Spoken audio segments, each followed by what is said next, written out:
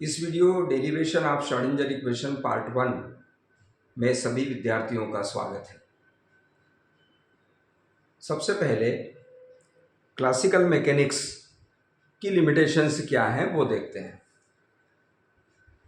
चिरसम्मत यांत्रिकी यानी Newton laws of motion, Newton के गति के समीकरण, electromagnetic theory, wave theory, Faraday's laws, जिसकी सहायता से मैक्रो पार्टिकल जो बड़े साइज की वस्तुएं हैं उनकी गतिकी को हम समझा सकते हैं। अब 19वीं शताब्दी के अंत में क्या हुआ कि कुछ फिनोमिना, कुछ घटनाएं ऐसी हैं जो क्लासिकल थ्योरी के आधार पर नहीं समझाई जा सकी, जैसे फोटोइलेक्ट्रिक इफेक्ट, कॉम्पटन इफेक्ट और ब्लैक बॉडी रेडिएशन, कृष्णपिंड विकिरण।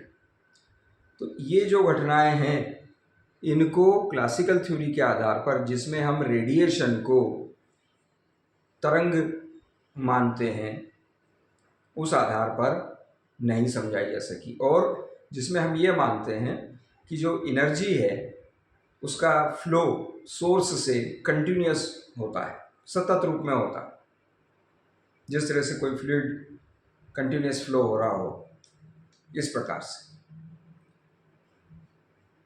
तो इसमें कॉम्पटन स्कैटरिंग, फोटोइलेक्ट्रिक इफेक्ट और ब्लैक बॉडी रेडिएशन, ये तीन घटनाएं नहीं समझाई जा सकी। ब्लैक बॉडी रेडिएशन कृष्णपिंड विकिरण ये इस प्रकार का है कि इसमें किसी ब्लैक बॉडी से, पूर्ण कृष्ण वस्तु से जो किसी उच्च तापक्रम पर है, उससे निकलने वाले जो विकिरण है उसकी ऊर्जा को मेजर करके ग्राफ प्लॉट करें, और इधर उसकी तरंग दैर्ध्य, इधर उसकी ऊर्जा, तो ग्राफ इस तरह का आता है। एट सर्टेन टेम्परेचर से T1, टेम्परेचर बढ़ा दें तो ग्राफ इस तरह का होता है, और टेम्परेचर बढ़ा दें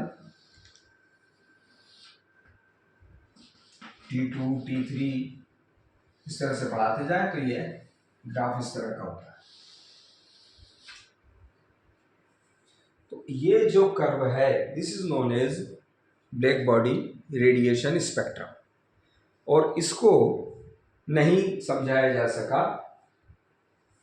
इसमें हम देख रहे हैं क्या है कि ये लोअर वेवलेंथ पर यहाँ पर रेडिएशन कम है, एनर्जी कम है, उसके बाद बढ़ती है, मैक्सिमम पर पहुँचती है एक लैम्डा की वैल्यू के लिए, और उसके बाद फिर से कम होने लगती है। दो अलग अलग फार्मूले, एक विन फार्मूला उसने ये वाला पोर्शन समझा दिया, एक रेले-जीन्स फार्मूला उसने ये पोर्शन समझा दिया, लेकिन पूरा स्पेक्ट्रम कोई नहीं समझा पाया। अब इसके बाद मैक्स प्लैंक नाम के वैज्ञानिक ने 1900 में एक थ्योरी दी, और प्लैंक थ्योरी में उन्होंने कहा कि जो रेडिएशन है वो कंटिन्यूअस फ्लो नहीं होता सोर्स से, वो डिस्क्रीट रूप में, खंडित रूप में निकलता है, जिस तरह से कण निकलते हैं। उसको उसने क्वांटम कहा। तो उसने कहा सोर्स से, सपोज ये एस सोर्स है, तो सोर्स से यहाँ से ऐसे कण निकल रहे हैं, उसके बीच में हम तरंग का चिन्ह बनाते हैं, एक सर्कल के बीच में, जिसकी ऊर्जा hν है। इस प्रकार के कण निकल रहे हैं, hν, ये हो सकता है कि ये hν1 हो, ये hν2 हो, अगर सोर्स से अलग अलग फ्रीक्वेंसी के अलग अलग कलर के रेडिएशन निकल रहे हैं। तो ये E बराबर hν, ये प्लैंक ने बताया, और कहा कि इस तरह से डिस्क्रीट रूप में एनर्जी निकलती है, जस्ट लाइक पार्टिकल, और उसको उसने नाम दिया क्वांटम। इसका नाम क्वांटम रखा, और E बराबर h न्यू ऐसा होता है। इस थ्योरी के आधार पर प्लैंक ने एक सूत्र दिया जिसे प्लैंक का सूत्र कहते हैं। उस सूत्र ने इस पूरे स्पेक्ट्रम को समझा दिया। ये जो पूरा ब्लैक बॉडी रेडिएशन है, लोअर वाला भी, मिडिल वाला भी, हायर वेवलेंथ वाला भी, ये पूरा समझा दिया। उसके बाद इसी थ्योरी के आधार पर आइंस्टाइन ने फोटोइलेक्ट्रिक इफेक्ट भी समझा दिया। कॉम्पटन इफेक्ट, वो भी इसी थ्योरी E = h न्यू के क्वांटम निकलते हैं, इस आधार पर समझा दिया गया। तो ये एक सक्सेस हो गई इस थ्योरी की। अब इस समय यह स्थिति रही कि ये क्वांटम थ्योरी और इंटरफेरेंस, डिफ्रैक्शन, पोलराइजेशन को समझाने के लिए वेव थ्योरी दोनों चलने लगी साथ साथ, क्योंकि इससे इंटरफेरेंस नहीं समझाया जा सकता। इसके बाद ये जो 1900 में प्लैंक थ्योरी आई, उसके बाद 1924 में डी ब्रोगली थ्योरी आई। डी ब्रोगली ने कहा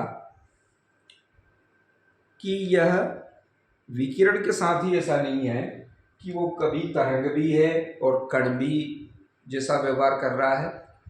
सारे पदार्थ दोनों व्यवहार दिखाते हैं, कभी कण और कभी तरंग। और यदि कोई पार्टिकल m द्रव्यमान का है और वो v वेग से गति कर रहा है, तो उसकी तुल्य तरंगदैर्ध्य, तुल्य तरंग, उसकी जो इक्विवेलेंट वेव होगी, उसकी जो तरंगदैर्ध्य होगी वो h/mv या h/p होगी। तो अब यहाँ पर ये एस्टेब्लिश हो गया कि जितने भी पदार्थ हैं वो सब तरंग व्यवहार दिखाते हैं, और वो जो तरंग लंबाई है उसकी वो h/mv होगी। यहाँ भी h आया है, ये एक कांस्टेंट है। म्यू जो भी रेडिएशन है उसकी आवृत्ति। तो अब ये 24 में ये एस्टेब्लिश हो गई। उसके पहले रिलेटिविटी थ्योरी से एक रिलेशन है, वो है E =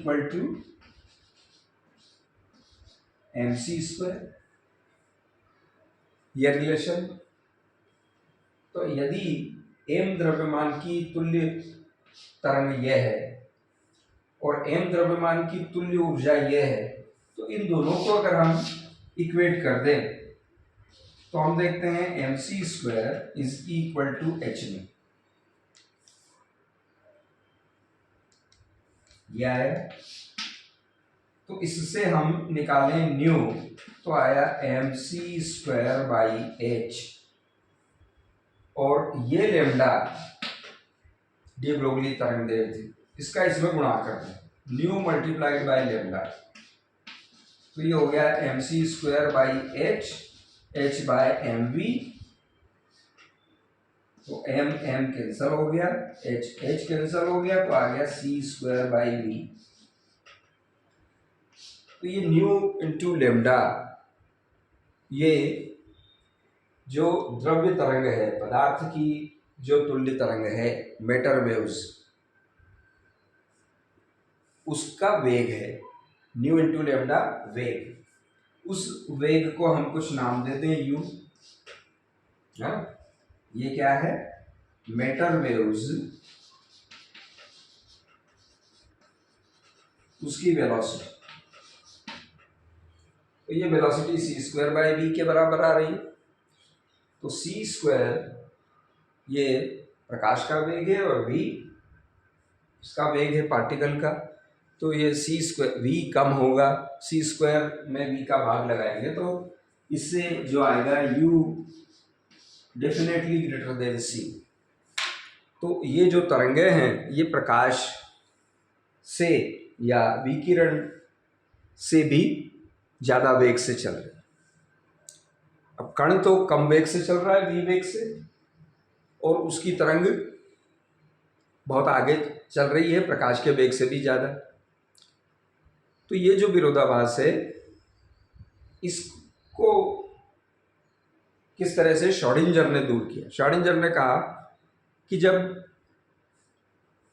पदार्थ की तरंगें मैटर वेव्स चलती हैं तो एक तरंग नहीं चलती, बहुत सारी तरंगें होती हैं जिनकी आवृत्तियां लगभग बराबर होती हैं और उनके इंटरफेरेंस से एक वेव पैकेट बनता है। तो हिजनबर्ग ने कहा कि एक वेव पैकेट बनता है जब द्रव्य तरंगें चलती हैं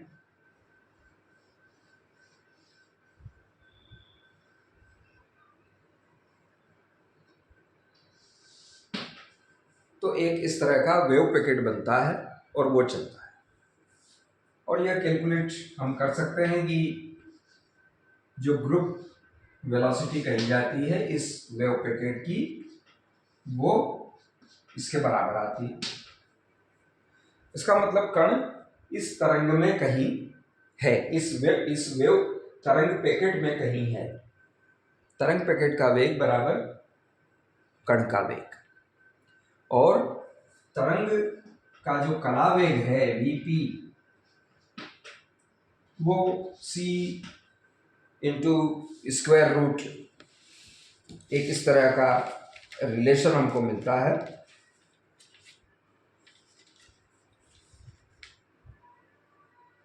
one plus m0 square c square lambda square by h square.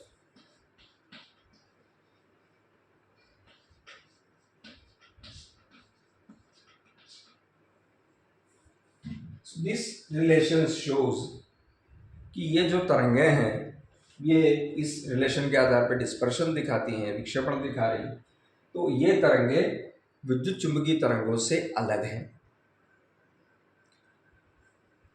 Schrodinger ने ये कहा कि ये जो तरंग पैकेट बनता है, ये तरंग पैकेट चलेगा माध्यम में और धीरे धीरे इसकी एनर्जी डिसिपेट हो सकती है। तो एक गाइडिंग वेव होना चाहिए, एक निर्देशक तरंग होना चाहिए।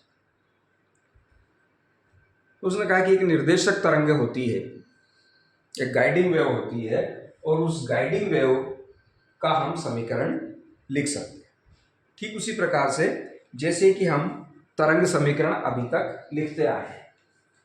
तो एक गाइडिंग वेव प्रपोज की निर्देशक तरंग, और उस निर्देशक तरंग का हम समीकरण, तरंग समीकरण जो अभी तक हम लिखते आए हैं, that we know del 2y by del t square is equal to velocity square, तरंग का वेग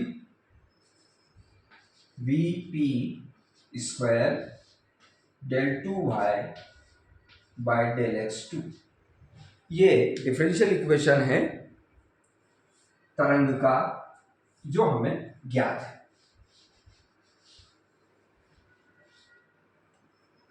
श्रोडिंगर ने कहा कि इस तरह का समीकरण हम लिख सकते हैं गाइडिंग वेव के लिए।